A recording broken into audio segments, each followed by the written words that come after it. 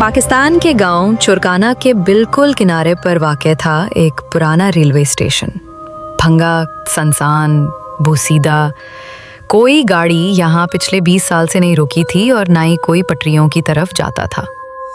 लेकिन फौजी जवान सिपाही खालिद, जो वहाँ नाइट ड्यूटी पर था, उस रात कुछ अजीब महसूस कर रहा था। सरहद पुरसुकून है आज, उसने सिगरेट सुलगाते हुए कहा। लेकिन सिगरेट का धुआं उसकी आंखों में कम और दिल में ज़्यादा जलन दे रहा था। ये एक नौ पर एक सुर्ख रोशनी पटरी के दौर कोने से झिलमिलाई, जैसे कोई पुरानी लोकोमोटिव की हेडलाइट, मगर आवाज़ के बगैर। खालिद का हाथ खुद ब खुद अपनी बंदूक पर चला गया। ये रोशनी, ये पटरियां तो बंद हैं। लेकिन तभी वायरलेस पर एक क्रैकलिंग आवाज़ आई, बिरब्त, भारी, मुर्दा सी। वो ट्रेन आ रही है जो वापस कभी नहीं गई थी। खालिद चूक गया। कौन बोल रहा है? किसकी आवाज़ है? लेकिन कोई जवाब ना आया। बस आवाज़ का आखिरी हिस्सा कान में गूंजता रहा। वो आ रही है। अगली सुबह भारतीय सरहद पर तैनात सिपाही अर्जुन ने रिपोर्ट फाइल की। रात 1 बजे मेरे सामने से एक पुरानी खून में लथपथ बोगी गुजरी है। इंजन नहीं था, आवाज़ नहीं थी, और अंदर एक औरत बैठकर मुझे घूर रही थी। उसके हाथ में एक पुराना जेवर था जिस पर मेरे दादा का नाम कंदा था। खालिद सुबह तक सो नहीं सका। जब उसने अगले दिन अपने दादा की पुरानी डायरी खोली तो आखिरी सफ़ा पर कुछ अजीब लिखा था। 14 अगस्त 1947। मैं उस आखिरी ट्रेन में था और मैं चाहता हूँ कोई मुझे वापस ले जाए। खालिद की सांस रुक गई, क्योंकि उसके दादा को तो 1956 में दफनाया गया था, लाहौर में। वो ट्रेन जो पूरी की पूरी कत्ल कर दी गई थी। दोनों सिपाहियों ने फैसला किया, हम उस रात एक साथ उस पटरी पर खड़े होंगे। अगर वो ट्रेन आए, हम अंदर जाएंगे और देखेंगे क्या है उसके पीछे। उसी रात खालिद और अर्जुन अपने अपने बॉर्डर से निकलकर खुफिया तौर पर उस वीरान स्टेशन पर पहुंचे जहां से ट्रेन गुजरती थी। 1:13 बजे जमीन ने हल्की सी कपकपाहट महसूस की। एक जोरदार चीख, जैसे सैकड़ों हलक खुश्क होकर चला उठी।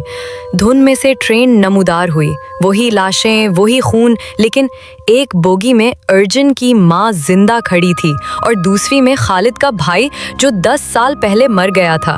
ट्रेन के दरवाजे खुले और दोनों सिपाही अंदर चले गए। अब कहूँ, जैसे ही वो अंदर दाखिल हुए, दरवाजे पीछे से बंद हो गए। ना कोई हैंडल, ना आवाज़, बस घप अंधेरा और खून की महक। बोगी नंबर 13 जिसमें वो खड़े थे, उसमें हर दीवार पर नाखूनों के निशान थे। छत से जंजीरों पर लटकी पुरानी वर्दियां और फर्श पर जले हुए इंसानी जूते। खालिद ने दाएं तरफ झांका। वहाँ एक औरत खड़ी थी। उसके चेहरे पर पिघला हुआ गोश्त था और हाथ में कटा हुआ दिल। वो खामोशी से उस दिल को चाट रही थी। अर्जुन की सांस फूल गई। हमें वापस जाना चाहिए। लेकिन खालिद आगे बढ़ा और बोला, नहीं, अब हम वापसी के काबिल नहीं। हमें मालूम करना है कि ये ट्रेन चलती कैसे है। तभी एक दरवाज़ा खुला और एक बूढ़ा आदमी लंगड़ाता हुआ दाखिल हुआ। उसकी आंखों की जगह सुराख थे। उसने बस इतना कहा, ये ट्रेन जिंदों से नहीं चलती, ये चलती है उनके दर्द से जो मुकम्मल नहीं हुए। इसी लम्हे पूरी बोगी हिलने लगी। फर्श के नीचे से चीखें, रोने की आवाज़ें और किसी को जंजीरों से घसीटने की सदाएं। दरवाजे खुले। खालिद को उसका भाई नजर आया, लेकिन उसका आधा धड़ गायब था। भाई, तू भी? मैं हमेशा यहीं रहा हूँ, उसकी लाश ने जवाब दिया।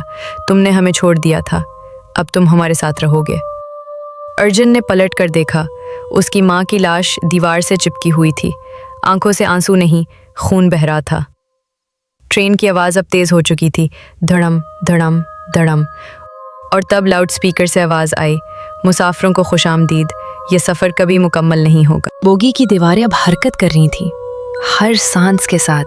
यूं लग रहा था जैसे ट्रेन खुद जिंदा हो, गोश्त की बनी हुई, चीखती हुई। हर दरवाजे के पीछे एक नया माजी छुपा हुआ था। अर्जुन एक कमरे में दाखिल हुआ जहां दीवारों पर पंजाबी और उर्दू में लाल खून से लिखा हुआ था, हमने कभी नफरत नहीं की, फिर हमें क्यों मारा?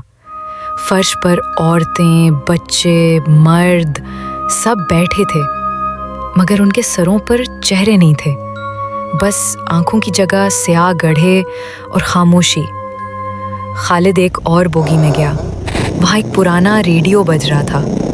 ये ऑल इंडिया रेडियो है। आज का दिन तकसीम का दिन है, भाई भाई से जुदा होंगे।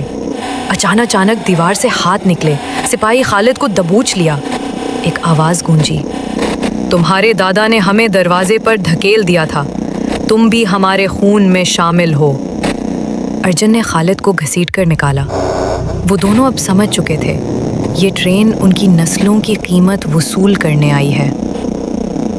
1:43 AM एक आखिरी दरवाज़ा खुला, जिस पर लिखा था आखिरी स्टेशन जहां कोई नहीं पहुंचता। अंदर एक पुराना हॉल था, दरमियान में लकड़ी का फर्श और बीच में एक रेड कारपेट पर 2 लाशें रखी थीं। एक पर अर्जुन के दादा का नाम लिखा था, दूसरे पर खालिद के। उन लाशों ने आंखें खोलीं और एक साथ कहा, अगर तुम जिंदा वापस जाना चाहते हो, किसी एक को यहीं रहना होगा। ट्रेन रुक गई। सिर्फ एक दरवाज़ा खुला था और वो पाकिस्तान की तरफ खुलता था। अर्जुन और खालिद एक दूसरे को देखने लगे। अब फैसला बाकी था, कौन बचेगा और कौन रह जाएगा। कमरे में खामोशी थी। लाशिं जैसे सांस ले रही हूँ। ट्रेन की आवाज़ बंद हो चुकी थी और हवा थम गई थी। खालिद और अर्जुन के सामने 2 कब्रें खुल गईं। बोसीदा लकड़ी के ताबूत, जिन पर खून से उनके नाम कंदा थे। खालिद ने आहिस्ता कहा, हम में से एक को जाना होगा। अर्जुन बोला, या हम दोनों रुक जाएं ताकि ये सिलसिला ख़त्म हो। और वो दोनों पीछे हटकर अपनी अपनी कब्रों में लेट गए। दरवाजे बंद हो गए, रोशनी गल, सांसें बंद। ट्रेन का पहिया फिर चल पड़ा। 5 साल बाद 15 अगस्त 2037 पाकिस्तानी बॉर्डर पर नया भर्ती होने वाला सिपाही आदिल स्टेशन के पुराने रिकॉर्ड रूम में पुरानी फाइलें देख रहा था। एक फटी पुरानी डायरी मिली जिस पर खून का दाग था। अंदर लिखा था, अगर तुम ये पढ़ रहे हो तो समझो ट्रेन वापस आ रही है। हमें मुआफ मत करना, हम खुद को भी मुआफ नहीं कर सके। डायरी के आखिर में 2 नाम लिखे थे, अर्जुन सिंह। खालिद, जिया। आदिल ने चूक कर बाहर देखा। घड़ी ने 1 पर 7 बजाए थे। धुंध और एक हेडलाइट। ट्रेन आहिस्ता आहिस्ता पटरी पर आ रही थी। वही खून से लथपथ, वही सन्नाटा, लेकिन इस बार एक बोगी की खिड़की से 2 चेहरे झांक रहे थे, खालिद और अर्जुन। मगर अब वो मुर्दा थे और वो आदिल को घूर रहे थे। ट्रेन रुक गई, दरवाज़ा खुला। आदिल ने पीछे देखा, मगर स्टेशन खाली था। और तब वायरलेस पर एक मुर्दा आवाज़ गूंजी, आओ तुम्हारी बारी है। इख्तिताम। वो ट्रेन जो 1947 में खून से भरकर रुकी थी, अब कभी नहीं रुकती। इसके मुसाफिर मरकर भी जिंदा रहते हैं और हर नस्ल से एक नया मुसाफिर इसमें शामिल होता है, ताकि जुर्म माजी कभी न दफन हो।